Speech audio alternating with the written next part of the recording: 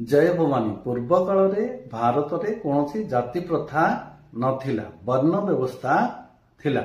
समाज रे चारोटी वर्णर लोक बास करुथिले। सेमाने हेले ब्राह्मण, क्षत्रिय, वैश्य आउ शूद्र। ब्राह्मण माने धर्मकर्म करुथिले, वेद पाठ करुथिले, नीति शिक्षा देउथिले।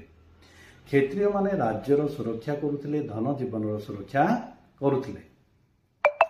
वैश्य माने वाणिज्य व्यवसाय करुथिले और कृषि कर्म करुथिले। शूद्र माने सेवा आउ कौलिक वृत्ति करुथिले। एहाकु समाज रे वर्णाश्रम बोली कहा जाउथिला।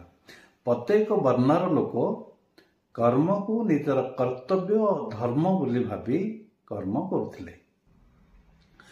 एबे मध्य समाज रे चारोटी वर्णर लोक हमको देखा जांती। गोटे वर्णर लोक देशर शासन आउ परिचालना दायित्व रे अछंती। गोटे वर्णर लोक देशर सुरक्षा और धन जीवन सुरक्षा दायित्व रे अछंती। गोटे वर्णर लोक कृषि और व्यवसाय वाणिज्य करके देशर अर्थनीति देखुचंती। आ गोटे वर्णर लोक परिश्रम करी शिल्प कारखाना रे कर्म करुचंती। एहा पूर्व काल रे थिबा वर्ण व्यवस्था सहित समान। परे परे एही वर्ण व्यवस्था जाति व्यवस्था रे परिणत हैला।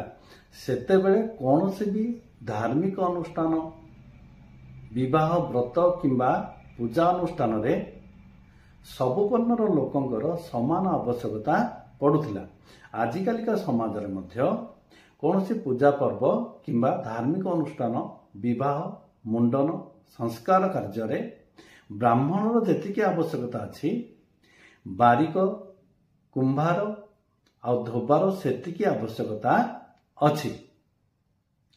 तेणु समाज रे जाति प्रथा जो थिला ताहा केते विकारपूर्ण थिला एइठे विचार करा जाई पारे। समाज रे थिबा वर्ण व्यवस्था समाज को सुपरिचालना करिबा पई तयारी होइतिला, जहा आगरु भी सठिक भाव रे करि आस्तुला और एबे मध्य सठिक भाव रे करि आसुछि।